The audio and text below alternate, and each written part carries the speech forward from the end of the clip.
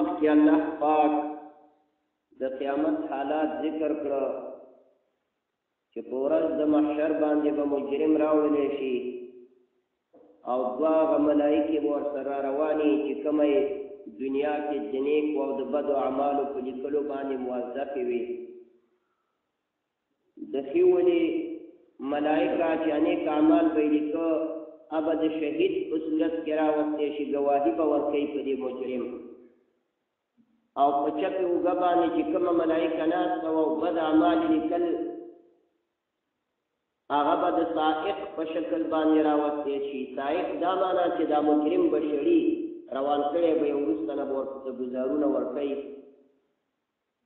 او چې دواړه راوستی شي نو الله به ورته امر وکړي چې وغورځوئ تاسې دواړه په جهنم کې هر یو سرکش او ضدي او عنادګر الله وایي بیا به ورته وویلی شي چې دنیا کې خو دې نه لیده اوس که د سترګو نه پردې د مادیاتو لرې شوې د دنیا مادیاتو باندې نوند وې پردې دې لرې شو اوس د نظر تیز دی په نظر وکړ یوم په بصر وکړ یوم حدید اوس دې ولیده که نه دوزخ ملایکې عذاب هر څه دې په خپلو سترګو ولیدل بیا به هغه ملایکې ووایي چې یا الله دا دې دوسیه ما سره تیاره ده ټول اعمال پکې لیکل شوي بیا چې دی پوه شي چې ما جهنم ته ورغورځوي نو هغه شیطان چې کوم د ده سره قرین و ملګری او دنیا کې او ده ته په بدو کارونو باندې امر کو دی به دا خپل ټوله پړه په هغه شیطان باندې ورواچوي چې زه خو ده مجبوره کړی وم شیطان به ورته ووایي وقال قرینه ربنا ما اطغیته یا الله ما نو بیدارې کړی څه زور مې ورباندې نه وی دی خپله لوی ګمراه ولکن کان فی ضلال بعید الله به ورته وایي زما مخکې وسباسونه مه کوئ دا د مناظرو دنیا نه ده غلی شئ ما مخکې نه تاسو ته وعید درلېږلی و او ما چې څه ویلې هغې کې تبدیلي نه راځي دوزخ ته به دواړه ځئ ما یبدل القول لدی او ظلم هم نه کوم بندگانو باندې دا ټول حالات الله د قیامت ذکر کې دې ته وایي تخویفات اخروي اوس الله تخویف دنیوي ذکر کوي تاسې وګورئ په دې دنیا کې مې څومره ملکونه او څومره قومونه چې د پیغمبرانو یې نه وه منلي ټول مې له تاړ کړي دي او نیستو نابود کړي مې دي او د دې مخې والا او د مخکې لوی لوی طاقتونو والا قومونه داسې قومونه چې په جهان کې وګرځېدې ټوله دنیا یې ولټوله او دې ځمکه کې سرنګانو وي ستوري خو خلاص نه شو آیا کوم دی چې الله وایي دوی خلاص کړو د عذاب نه خلاص نه کړو الله وایي دې پند نه هغه څوک عبرت اخلي چې پکې خپل عقل موجود وي او یا د بل چا خبرې ته غوږ کېږي نو دا به سر به اخلاص شي چې نه پکې خپل عقل شته او نه بل چا ته غوږ دی نو دغسې سروالی او ړوند به ګرځي او آخرت کې به بیا هغه حالي چې بله ورځ تېر الله تخویف دنیوي ورکوي وکم اهلکنا قبلهم او ډېر منګه هلاک کړي دي مخکې د دوی نه که دا کمې خبرې شي بیا دا معنا چې ډېر مې هلاک کړي دي او که کمې استفهامي شي بیا دا معنا وکم اهلکنا څومره موږ هلاک کړي تاسو وګورئ تاسو ته معلومه ده چې څومره مې هلاک کړي قبلهم مخکې د دې مکې والاو نه من قرن د پیړو ځنې لوی لوی پیړۍ د فرعون صدۍ کې چې کوم خلک وه پیړۍ من تبات د نمرود او د ابراهیم علیه السلام په پیړۍ او صدۍ کې چې کوم خلک وه هغې قرن کې هم هلاک د عاد او د ثمود قوم لوط او اصحاب الایکا مخکې دا ټول تیر شولو اصحاب الرس وقرونا بین ذلک کثیرا ډېرې پیړۍ مې الله وایي هلاکې وکم اهلکنا قبلهم او ډېر مې هلاک کړه مخکې د دې مکې والاو نه من قرن د صدو او د پیړو ځنې هم اشد منهم بطشا چې هغه سختو د دې مکې والاو نه په حمله کولو کې د دې مکې والاو نه د هغوی طاقت او حمله ډېره قوي وه او هم اشدو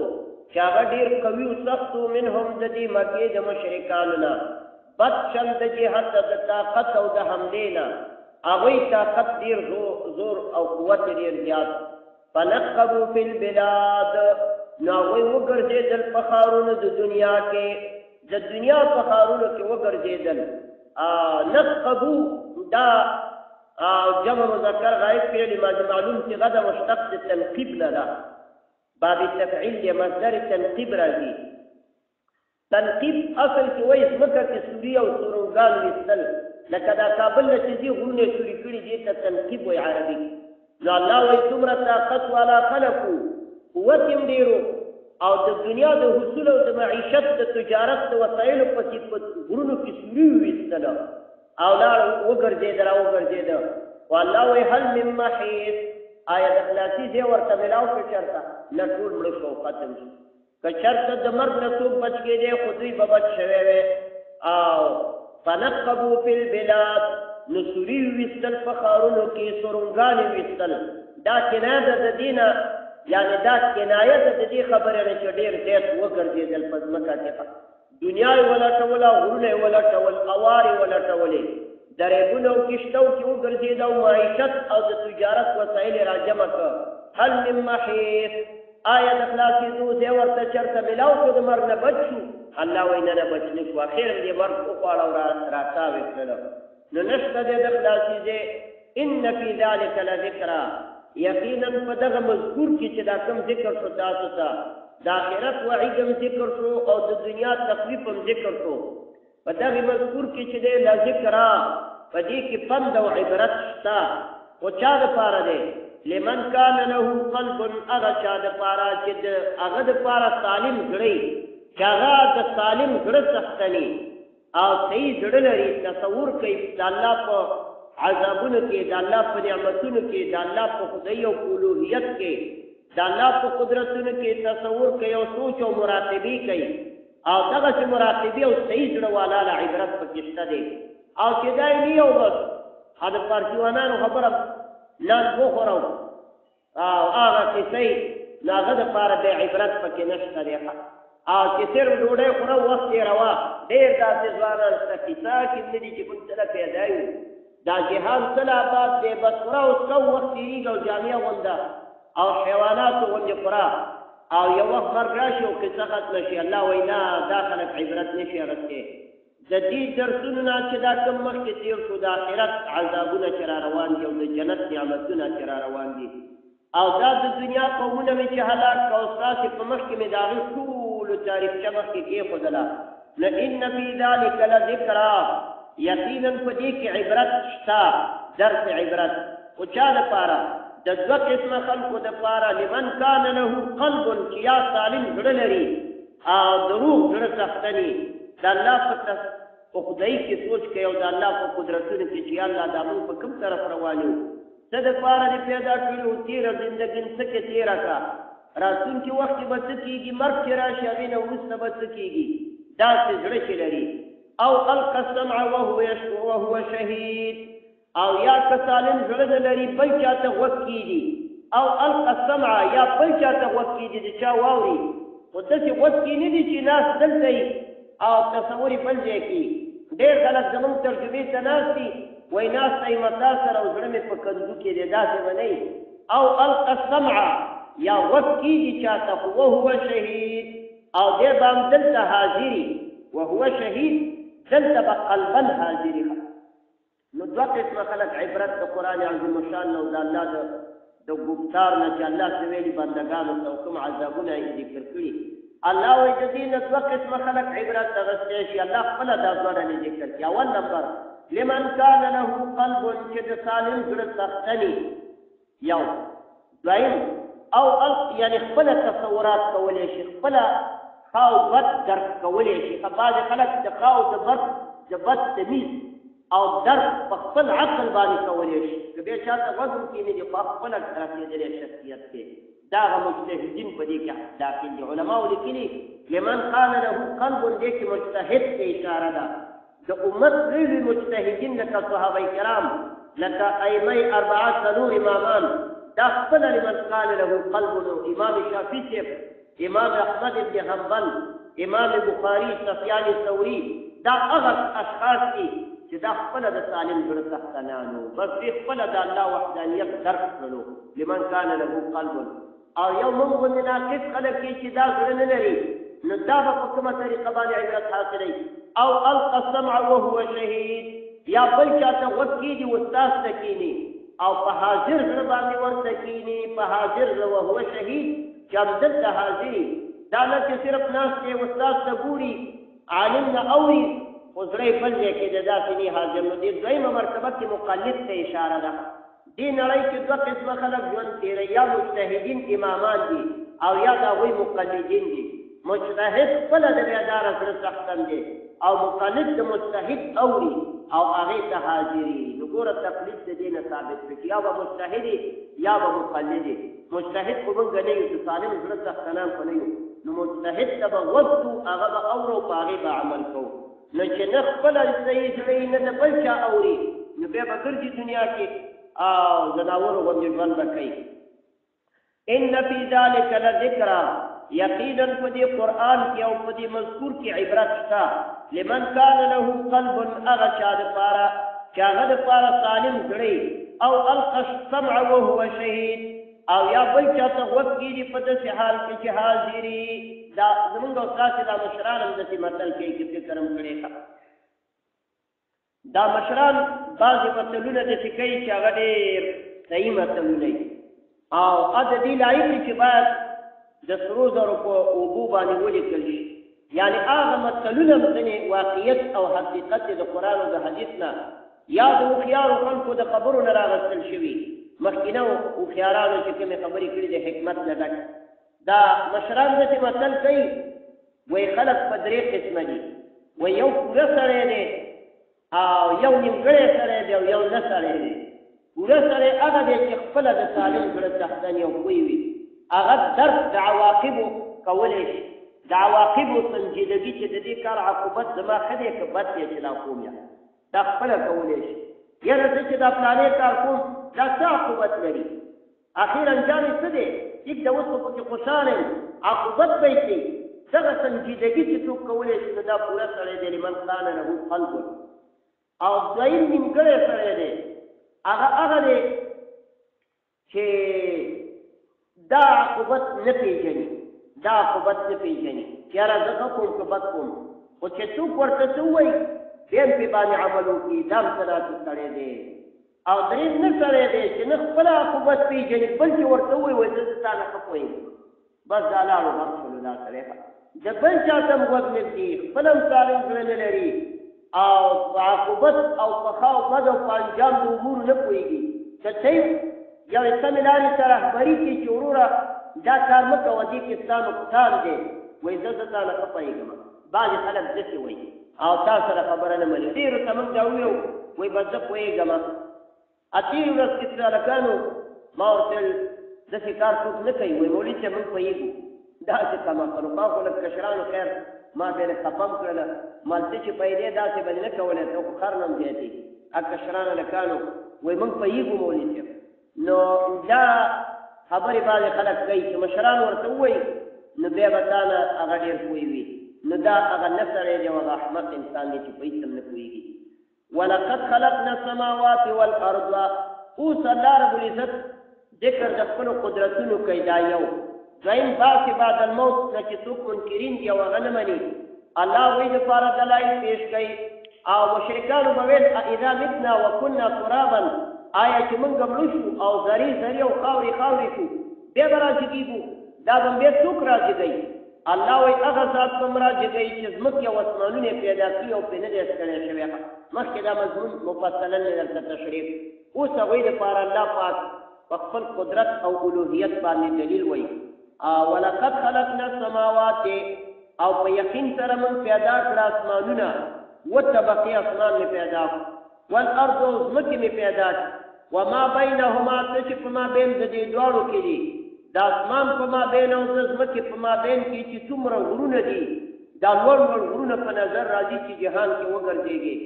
او سیندونه او دریابونه دي چې الله د کومې ورځې نه روان کړي دا دره کې نه لګي چې دا کوم ځای نه راځي دا اوبه دا دومره ډېرې سرچشمه کوم ځای نه لري او کوم ځای اخر ختمېږي کوم ځای نه دا خو که لس منټه ډک په ټوله دنیا به لا وکړي خدا یو الله ته معلوم دی چې کوم ځای نه راځي او په کوم ځای خاتمه مومي دا لوی سیندونه په دې منځ کې پراته دي او دارنګې دریابونه الله پیدا کړي انسانان یې پکې پیدا کړي ځنګلات او ونې پیدا کړي، ډېرې پیدا کړي او اسمان کې ملایکې او ستوري او لمر او سپوږمۍ، دا ټول چې په مابین د دې دواړو کې څه پراته دي دا ټول مې الله وایي پیدا کړي. ولقد خلقنا السماوات والارض، او یقینا موږ پیدا کړ اسمانونه او ځمکې، وما بینهما، او څه چې په مابین د دې دواړو کې دي، دا ټول په څومره وخت؟ فی 6 ایام، په ظرف د 6 ورځو کې پیدا کړ، 6 ورځو کې دا پیدا کړ. علماء لیکلي دي چې اول الله پاک د یکشنبې او د دوشنبې په ورځ باندې ځمکې پیدا کړ. عبدالله بن عباس څخه روایت دی، یکشنبې او دوشنبې باندې و ځمکې پیدا کړ. سې شنبه او چهارشنبه باندې په دې ځمکه کې او غرونه او سیندونه او دریابونه پکې واچوله. وقدر فیها اقواتها وبارک فیها وقدر فیها اقواتها فی 4 ایام. سورة حامیم سجده کې تیر شوي. او الله وایي رزقونه مې پکې ور واچول او برکت مې پکې واچوده. د آدم نه ونیسه علیه السلام تر ورځ د قیامته پورې چې څومره انسانیت راځي په دې خاورو کې د ټولو رزق الله وایي واچو. ګوره دا موږ چې څه خورو څه څکو ټول د کوم ځای نه راوځي؟ دې خاورو نه راوځي. یو انسانیت یو پیړۍ ختمېږي بله راځي. دا نه چې ګینې موږ ختمه کړه دا ځمکه راتلونکي نسلونه نه نور پکې الله رازرغونه کوي، راتلونکو له نور. او وبارک فیها، ځمکه کې برکت واچو. وقدر فیها اقواتها، او په دې ځمکه کې خوراکونه اندازه کړله. فی 4 ایام، په 4 ورځو کې. دې 4 نه مراد هغه مخکینی 2 ورسره چې ځمکه یې پکې پیدا کړې ده، هغه چې کېنو بیا 4 جوړېږي. هغه بیا لیکي او دا 4 نورې چې نو 2 نورې ورسته را روانې بیا خو 8 ورځې جوړېږي، 8 ورځې خو نشته. نو دا هغې سره چې یو دی کې فی 4 ایام. او بیا الله وایي ثم استوى الى السماء وهي دخان، بیا الله مخامخ شو اسمان ته او دا یو فتنه لوخړه وه د لوګي په شکل کې. الله ورته کېږي یا طوعا او کرها،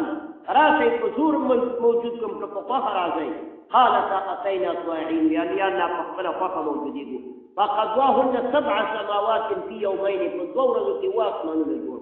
واوحى في كل سماء امرها، او په هر اسمان کې خپل امر وټاکلو. حکم نافذ کو په ټولو اسمانونو کې په ظرف د 2 ورځو کې. وزينا سماء الدنيا بمصابيح وحفظا، او د اسمان د دنیا مې په دیو باندې په ستورو باندې ښایسته کړلو. په 6 ورځو کې الله ټول نظام عالم دنیا ته راوړلو. نو چې د پنجشنبې په ورځ او د چهارشنبې په ورځ اسمانونه جوړ کړه، نو د جمعې ورځ پاتې شوه. د جمعې د پنجشنبې او د جمعې ورځې تر مازدیګره پورې اسمانونه جوړ کړه. د جمعې ورځې د مازدیګر نه تر ماښامه پورې وخت پاتې و. په دې کې حضرت آدم علیه السلام انسان په دې کې جوړ کړو. او د خالي ورځ باندې الله پاک کوم کار نه دی کړی، ځکه پښتو کې مولا خالي وایي. نو دا ټول نظام الله په 6 ورځو کې حامیم سجده کې د دې مکمل ذکر تیر شوی دی. او بیا که څه وخت ورغلو انشاءالله هلته وایي پوره تشریف. انکا وفي 6 ایام، په 6 ورځو کې مې دا ټول نظام جوړ. وما مسنا من لغوب، او الله وایي موږ ته نه دی رسېدلی ستړیوالی، هېڅ ستړی شوی پرې نه یم. دا نه چې ځینې ستړی شوی یم. د دنیا کې خو چې یوه کوټه جوړوي، شپږو ګلکاران او 14 مزدوران او شیرسنګیان او ټول پرې ستړي شي انجینران، او یو کال پکې تېر کړي یوه کوټه نه جوړېږي. په 6 ورځو کې مو ټول نظام عالم وجود ته راوست، خبر او لاندې او ځمکه او انس او جن او ټول. وما مسنا من لغوب،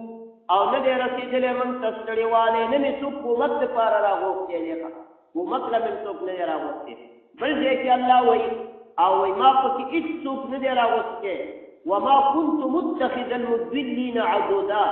الله د مکې مشرکانو به دا فکر کوو چې ګنې دا اسمانونه چې الله پیدا کولو ځمکې ټیک د الله پیدا کړي، خو دا زموږ الهه زموږ خدایانو ورسره کومک کړی دی. الله پرې رد وکړو ما كنت ما شهدتهم ما اشهدتهم خلق السماوات والارض ولا خلق انفسهم، ما چې اسمانونه او ځمکې پیدا کول دې مې نه دي حاضر کړي. ولا خلق انفسهم، چې دوی مې پیدا کول هم نه مې دي حاضر کړي، په خپله مې پیدا کړي. وما كنت متخذ المضلین عضدا، او الله وایي د داسې مضلین زه کومک ته نه غواړم چا نه،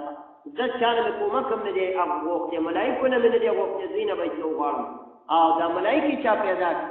دا د دوی الهه چا پیدا کړي، دا پیغمبران چا پیدا کړي، هېڅ چا نه مې کومک نه دی غوښتی. په یک تنها ذات مې دا ټول پیدا کړي. دې ته وایي ایمان او دې ته وایي وحدانیت د الله او قدرت د الله. وما مسنا من لغوب، او نه دی رسېدلی موږ ته ستړیوالی او ځینې علماو لیکلي چې 6 ورځو نه مراد دا دی چې د 6 ورځو په مقدار کې الله پیدا کړي ځکه ورځې خو هغې وخت کې نه وي داسې یو سوال ذهن ته راځي چې الله وایي ټول نظام مې 6 ورځو کې تیار کړی دی نو دا ورځې خو چې معلومېږي د نور او د سپوږمۍ نه معلومېږي چې نور ماښام کې ډوب شي ورځ ختمه شي بیا چې سبا راوخېږي ورځ موجوده شي بیا چې ورځ ډوب شي شپه شي بیا ورځ شي نو دا ورځ او شپه خو د نور په دغې معلومېږي او نور خو د هغې وخت کې وونه نو څنګه 6 ورځې ځکه چې الله وایي چې ما پیدا کول نور نه و سپوږمۍ نه وه اسمان نه و ځمکې نه وې نو دا ورځې د کوم ځای نه معلومېږي نه دې نه علماو جواب کړی چې په مقدار د 6 ورځو کې ښه 6 ورځو د ساعتونو کې ضرب ورکړه هر څو ساعته چې راځي په دغومره وخت او دا اوس چې کوم یکشنبه او دوشنبه ده دغه اندازه الله لګولې وه په هغې مقدار کې الله پیدا کړي ګنې هغې وخت کې لا دا نظام نه و خو دا نظام چې وجود ته راتلو په هغه مقدار او په هغه انداز کې الله پیدا کړي دي نو هر کله چې د دومره لوی قدرت څښتنې ما او دا مشرکان مې نه مني او تا سره ناړامي کوي او دا وایي چې موږ یو ارمه شو او خاورې شو بیا به هم څوک راجګوي نبی علیه السلام به په دې خبرو باندې خفه کېدلو او سړی خفه شي د الله پیغمبرانو به ورته خبرې وکړي دوی به نه منل یوازې دا نه چې نه منل بلکې مخالفت او مقابلې به یې کولې د پیغمبرانو نو الله نبی علیه السلام ته تسلي ورکوي چې صبر کوه صبر نه کار اخله د دې ظالمانو ناړامو مقابل کې به نور څه وکړي خو صبر کوه دا یو او کته وی چې صبر ډیر سخت کار دی صبر په ډیر زیات زور غواړي ډیر لوی مجاهده ده چې تاسو یو سړي جبر اخلاص کړي ضرر درته او څور باندې صبر او صبر او صبر د اخر انسان هو کمزوري دی څو وخت پورې به صبري الله وایي د صبر دپاره یو نسخه درته ښیم دا استعمالوه زما تسبیح وایه زما حمد بیانوه دي چې صبر کړي له ډېر اسانېږي بس سبحان الله وبحمده سبحان الله العظیم د دشمن خبرو پسې مه ګرځه یو طرف ته شتنې یکسوي اختیار کا او زما تسبیح وی بیانوه تاله به صبر اسانه شي زړه به یې قوي شي اوس هم چې یو مؤمن د الله عبادت کې سخت مصروفه شي زړه مطمئن شي بیا هغه غمونه یې د ذهنه وړي چې عبادت نه کوي مونځ سم نه کوي نو بیا لږه خبره د ماشي وزنه ولا غرب وشي او یو سړی چې د الله په عبادت کې سخت مشغوله شي الله باور کوي ټوله دنیا کې خلاف وي د زړه مطمئن د الله په عبادت نو نبی علیه السلام ته الله وایي صبر کوه او زما تسبیح او پاکي بیانوه تا ته به دا صبر به اسانه او د کفارو خبرې به درته اسانه او فاصبر علی ما یقولون نو صبر کوه پیغمبره په هغه خبرو باندې چې دا کفار وایي وسبح بحمد ربک او پاکي بیانوه یو ځای د الله د حمد سره متلبسا بحمد ربک پاکي بیانوه یو ځای د الله د حمد سره سبحان الله وبحمده قبل طلوع الشمس مخکې د راختو د لمر نه وقبل الغروب او مخکې د ډوبېدو د لمر نه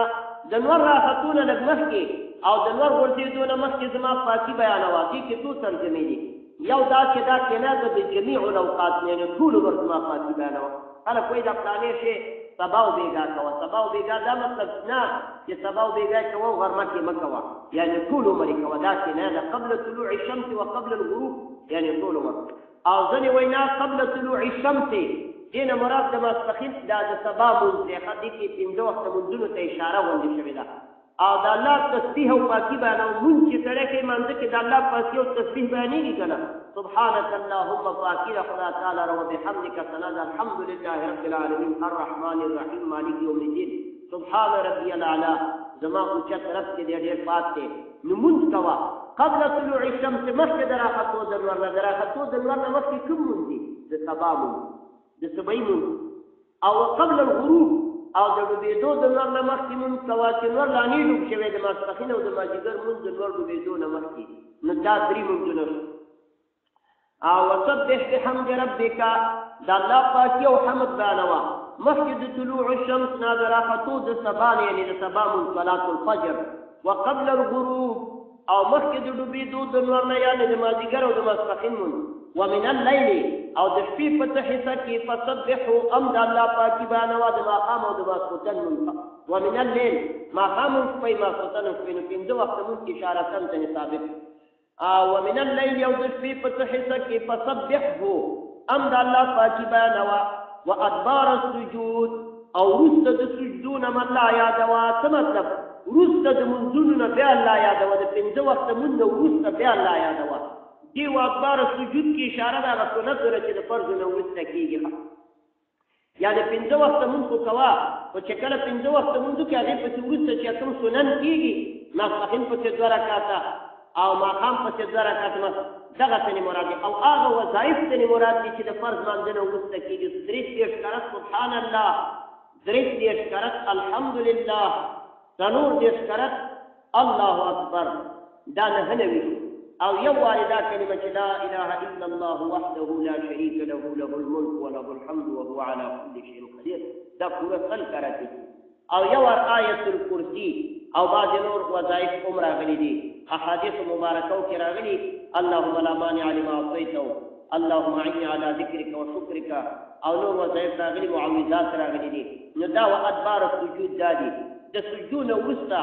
دو شی نه د فرض مانځنه یو تنه سنن یو تنه دا وظایف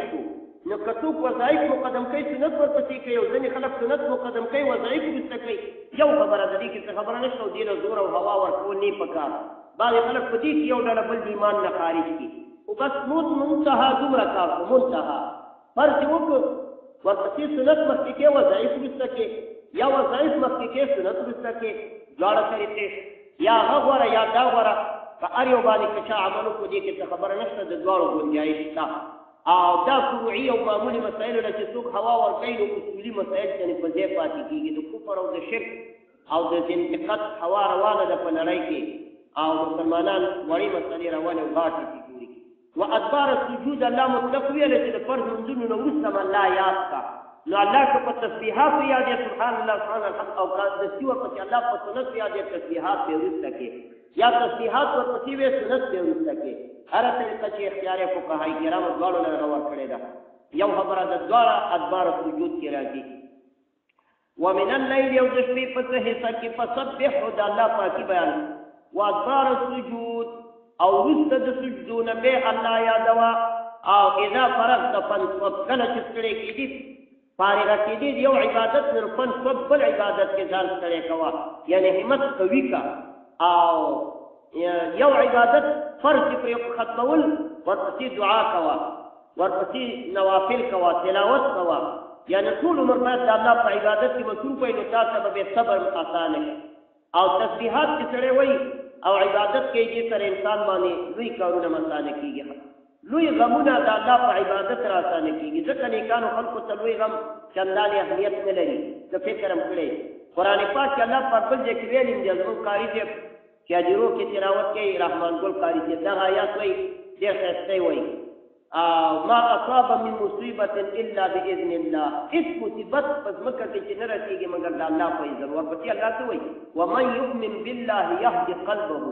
د دې مصیبت په مقابل کې دوه قسمه خلک دي کافر ته مصیبت رسي مؤمن ته مصیبت رسي مؤمن ته مصیبت رسي چې نه رسي کافر ته رسي د پلار او نکاح ورور دار چې امري خو الله وایي چا چې ایمان نه ورو الله باندې یهدي قلبه د مصیبت توفیق ورته ورکړي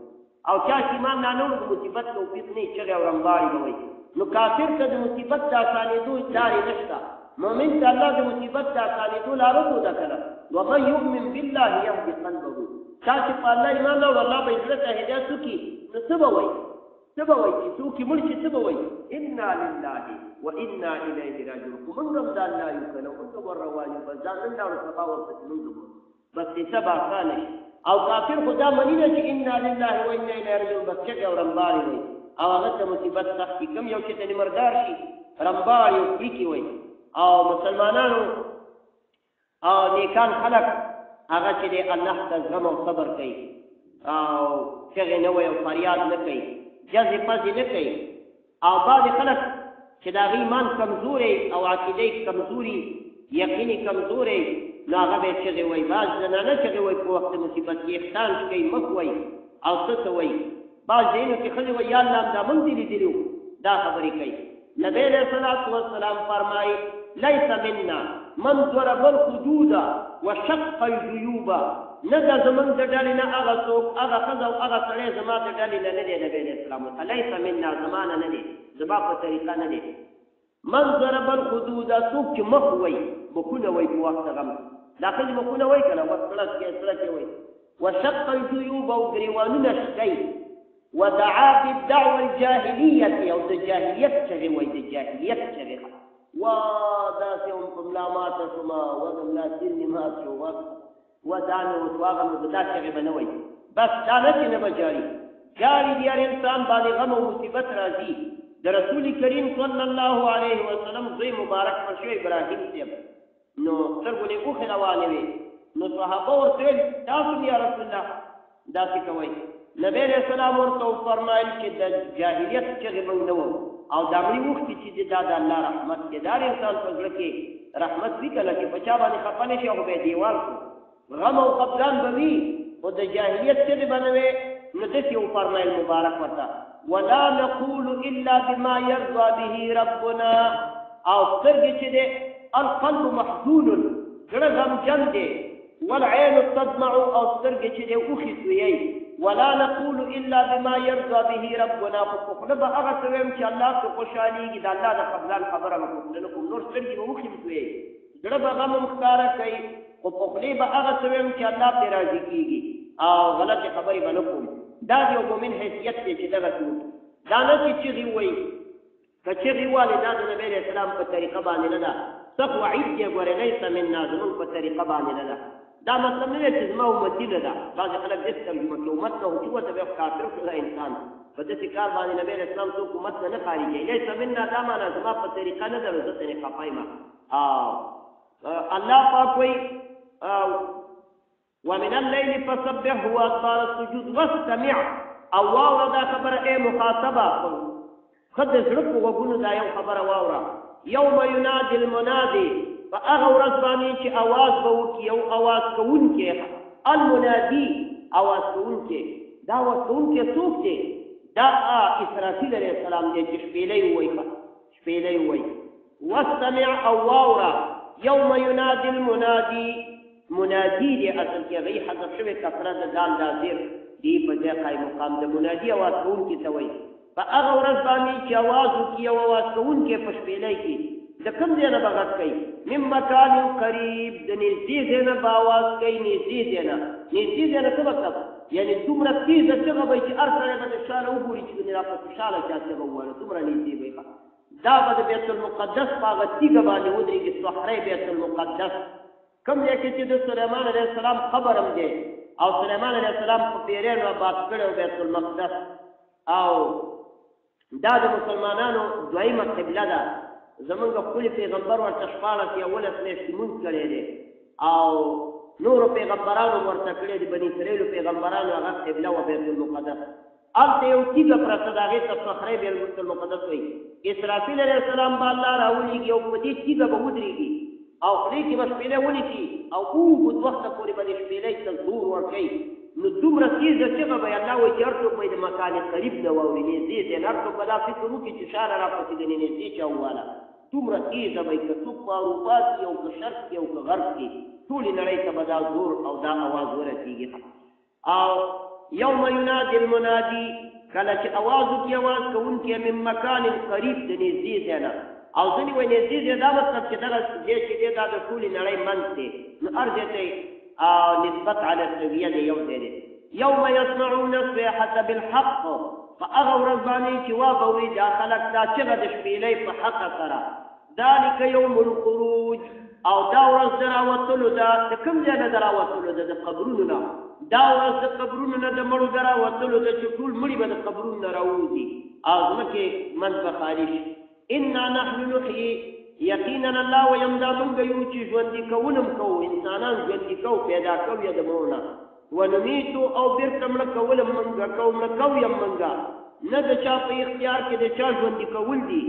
او نه د چا په اختیار کې د چا مړه کول دي چې زه اراده ونه کړم او وخت پوره نه کړم څوک یې نشي مړه کولی احیا و اماتت دا دواړه د الله صفتونه دي او د الله دوه نومونه هم دي محیي او ممیت